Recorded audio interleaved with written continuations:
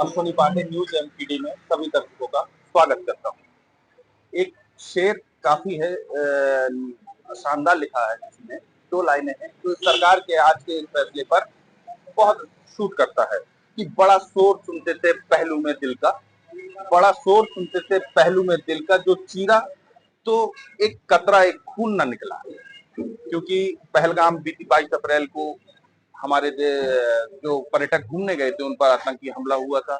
इसको लेकर पूरे देश के युवाओं में बहुत ही आक्रोश नजर आ रहा था, सरकारों में, सभी विपक्षी दलों में आक्रोश नजर आ रहा था। वहीं कल एक सीज फायर समझौते पर युद्ध विराम की घोषणा की गई है।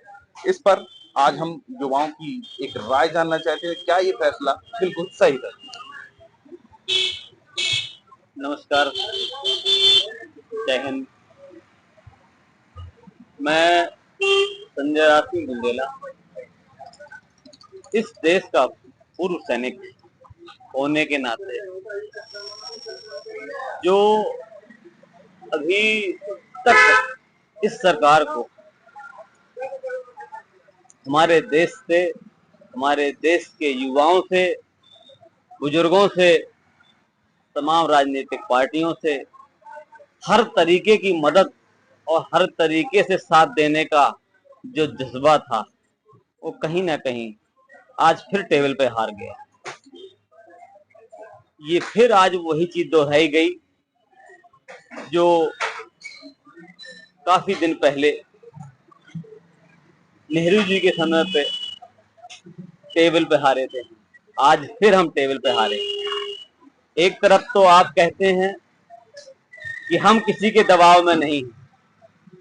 ऐसा कौन सा आपके ऊपर विपत्ति आन पड़ी जो सबका साथ मिलने के बावजूद भी कल अचानक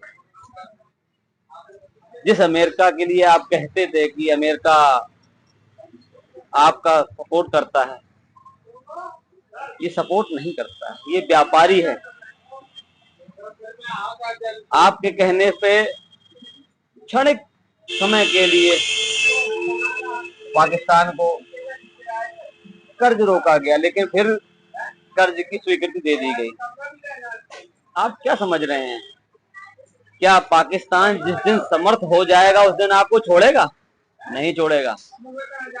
गौरी ने कितनी बार आक्रमण किया था, जब तक आप छोड़ते रहे, और जिस दिन गौरी समर्थ हो गया उस दिन गौरी ने हिंदुस्तान से आखिरी हिंदू शासक खत्म कर दिया।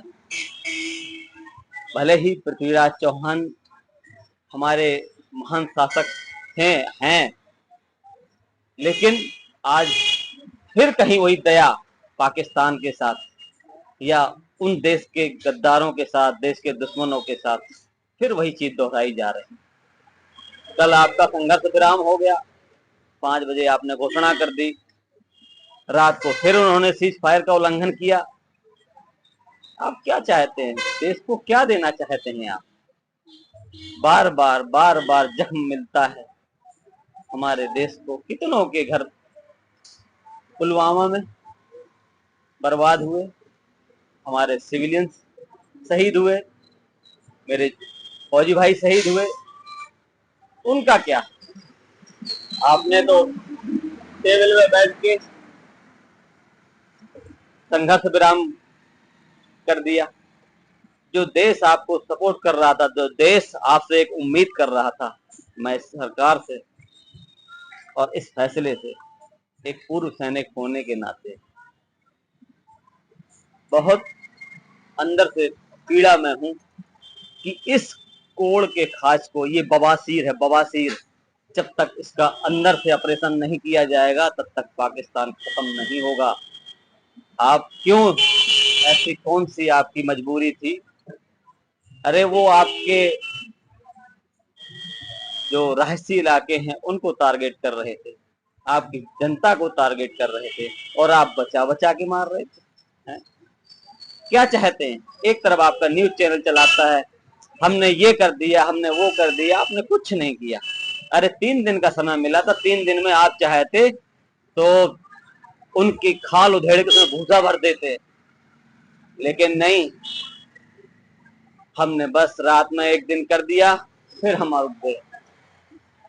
मैं सरकार के उन बड़े ओहदों पर बैठे लोगों से, देश की तरफ से ये पूछना चाहता हूं कि आखिर ये कब तक चलेगा।